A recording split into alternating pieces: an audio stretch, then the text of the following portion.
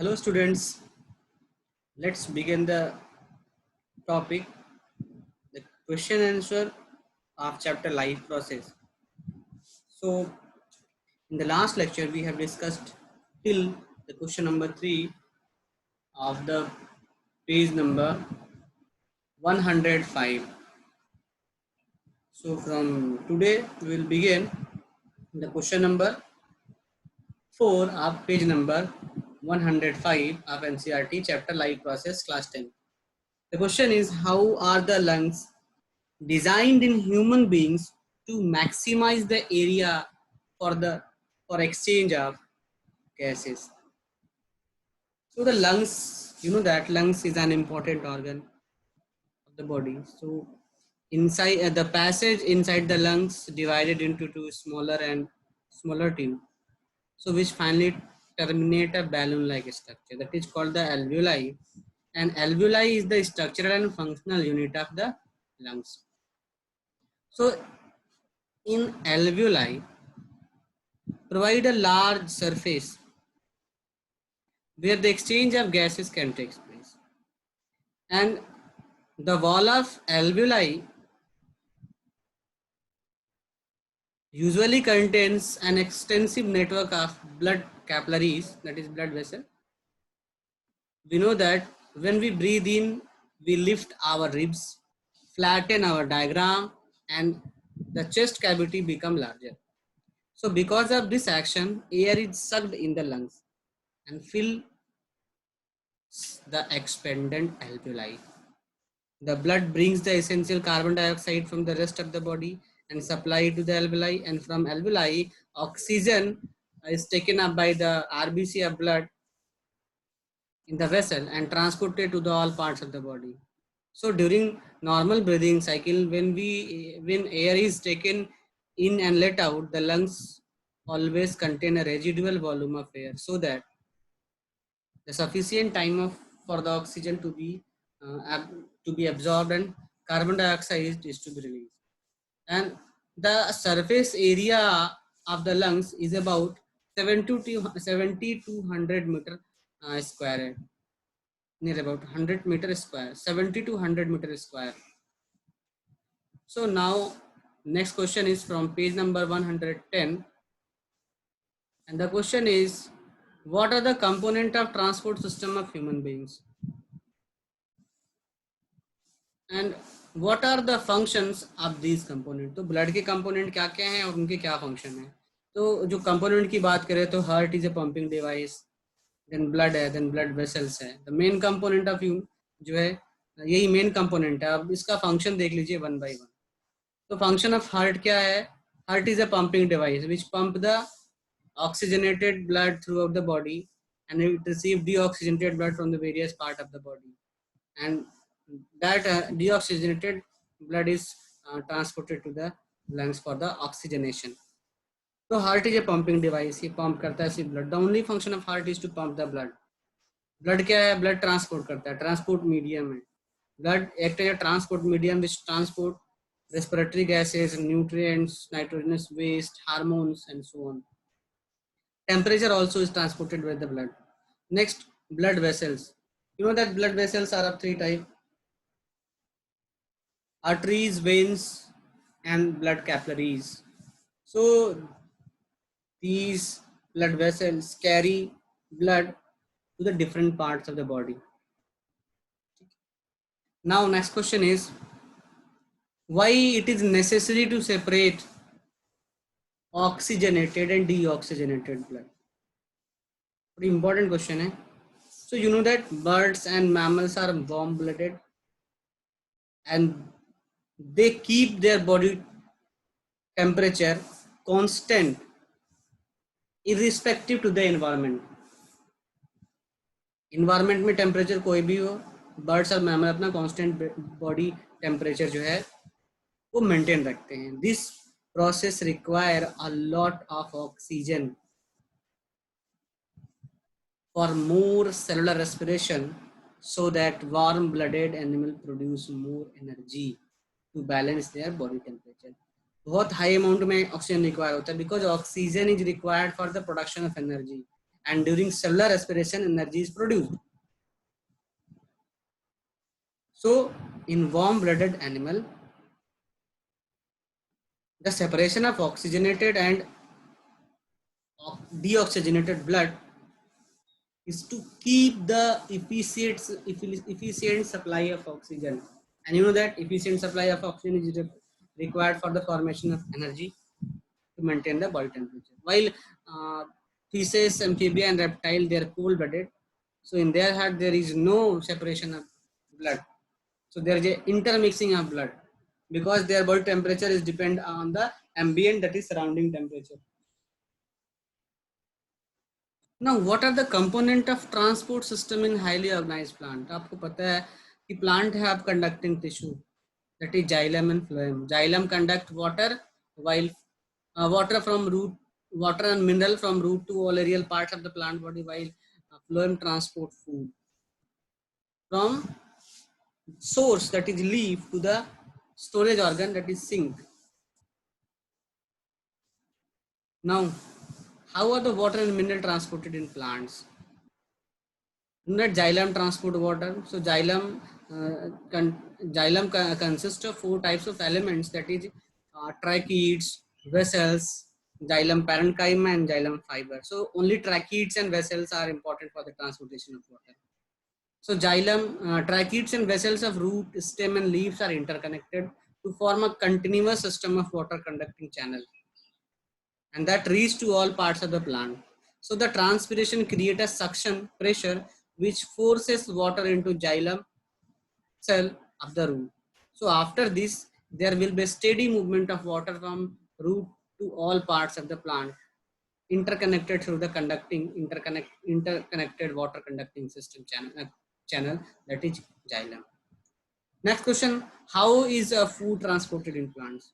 So food is transported in plant by special tissue that is called the phloem. You know that phloem consists of 4 types of element: sieve tubes, companion cell, phloem fiber, and phloem parenchyma. Only sieve tube and companion cell are take part in the transport of food. Majorly, these 2 parts take participation in the transport. So phloem transport food from leaf to different parts of the plant. So transportation of food is called the translocation. So transportation of food in the phloem is achieved by expenditure of energy. Here it is written as the ATP energy. So this increase the osmotic pressure in the tissue, causing water to move, and this pressure move material from phloem to the tissue with less pressure. So this is the help of transportation of food material as per the need. For example, sucrose. So actually food is transported in the form of sucrose. So first, actually companion cell and sieve tubes are interconnected. So first, you know that sieve tube do not have nucleus, while companion cell have nucleus. So companion cell control the activity of sieve tubes. So in that case, companion cell take food material from the mesophyll cells in their food is formed, so by the expenditure of energy, and from companion cell food is transferred to the sieve tubes by expenditure of energy, and from you know that sieve tube is a tube like interconnected tube like structures which connect all parts of the plant body. So from sieve tube, if when food is transferred to the sieve tube, so inside the sieve tube the osmotic pressure is increases, and when osmotic pressure increases, water move from xylem to phloem, and then food is transported from high osmotic pressure to low osmotic pressure. So in that case, food move in both the direction. That's why it is called the phloem transport is bidirectional. Now from page number 112, describe the structure and functioning of nephron. So you know that nephron is the structural and functional unit of the kidney. So here nephron are the filtration units of kidney which are large in number. बहुत ज़्यादा amount में 1 lakh to 2 lakh nephron जो है 1 million बहुत ज़्यादा amount में ये पाए जाते हैं. So some substances Actually, some substances like initial filtrate की बात करें, some substances in the initial filtrate such as glucose, amino acids, salt, water, and major amount of water are selectively reabsorbed as a urine flow along the tube. So main component of nephron जो है glomerulus, Bowman's capsule, and renal tubules. Let's see the diagram and how nephron act as function. So here is a knot of capillary that is called the glomerulus is present, and inside the glomerulus blood is came from the afferent arteriole from the renal artery, and here a thick blood vessel is broken down or transformed into fine capillaries to increase the pressure very high. So here in the glomerulus blood excretory materials are filtered at very high temperature, that is called the ultrafiltration. And here initial filtrate are present. In initial filtrate maybe glucose, amino acid, proteins, vitamins, and some, and urea, uric acid, sodium, potassium, very large amount of water. So you know that glucose, amino acid, proteins, vitamins, they are very essential for the living things. So that cannot be excreted by the kidney. So if they are filtered here as initial filtrate, so when they move along this tube, the important materials are reabsorbed like glucose, amino acid, and so on. यहाँ पे जो initial filtrate है, जब यहाँ पे filtration हो जाता है तो यूजफुल और हार्मफुल दोनों जो है मटेरियल्स वो फिल्टर हो जाते हैं, बट हमको सिर्फ हार्मफुल मटेरियल को बाहर निकालना है, that is urea, uric acid, creatinine और कुछ ड्रग को बाहर निकालना है। तो इस केस में अब जो यूजफुल मटेरियल है उनका क्या होगा, तो फिर ये जो यूरिन है ये मूव करेगा इसके थ्रू, तो इसी के साथ ब्लड वेसल जो होती है वो चिपकी रहती हैं, और जो यूजफुल मटेरियल है वो इससे फिर ब्लड वेसल्स में ट्रांसफर हो जाती है, that is called the reabsorption, selective reabsorption. And the absorption of water depends on two things. Water का एब्जॉर्प्शन दो बातों पे डिपेंड करता है कि how much excess water is present in the body and how much urine is to be excreted.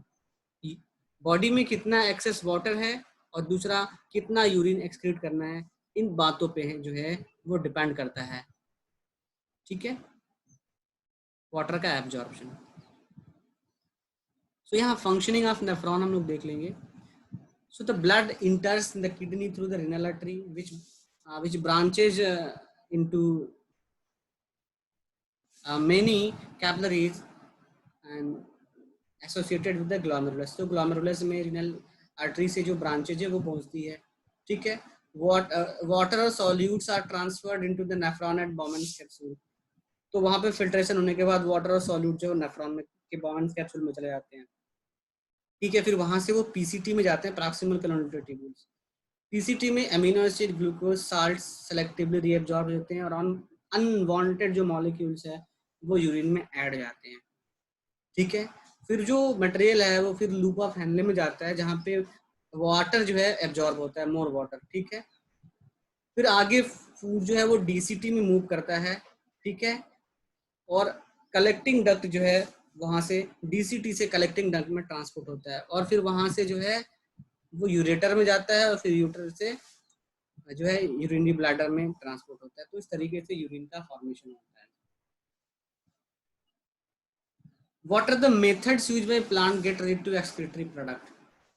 So plant do not have excretory system. So excess of water can get rid of by transpiration. For other waste, plant use the fat of many of their tissues consist of dead cells, and they can even lose some part of plant that leaves, that is called senescence. Many plant waste products are stored in cellular vacuoles. Waste products may be stored in the leaf that follow. तो plants में कोई excretory system है नहीं, तो plant excess water transpiration के through treat कर देता है, फिर डेड सेल्स में उसको स्टोर करता है, वैक्यूल्स में स्टोर्ड होते हैं। ठीक है, और फिर उसके बाद जब लीफ ओल्ड हो जाती है तो सारे एक्सक्रीटरी मटेरियल उस ओल्ड लीफ में ट्रांसपोर्ट हो जाता है। देन आफ्टर ओल्ड लीफ जो है प्लांट बॉडी से सेट ऑफ हो जाता है, जिसको सेनेसेंस या एजिंग कहते हैं। ठीक है, और जैसे कि गम्स, रेजिन है, ये ओल्ड जाइलम में स्टोर्ड होते हैं, जैसे कि कुछ वेस्ट प्रोडक्ट है गम्स, रेजिन ओल्ड जाइलम में। ठीक है, plant also excrete some waste into soil around them, तो अपने अपने जो चारों तरफ जो है वो सॉइल में भी वो उसको रिलीज करते हैं। Next, how is the amount of urine produced. अब एक्चुअली यूरिन का जो प्रोडक्शन है वो डिपेंड करता है एक्सेस वाटर पे और डिजॉल्व वेस्ट पे। तो दूसरा फैक्टर है कि हमारे पिट्यूटरी ग्लैंड से एक हार्मोन सेक्रेट होता है, एंटी डाययूरेटिक हार्मोन, जो यूरिन प्रोडक्शन को रेगुलेट करता है। ठीक है, तो टिल यहाँ तक हम लोगों ने डिस्कस किया। नेक्स्ट हम लोग बाद में डिस्कस करेंगे। That's all.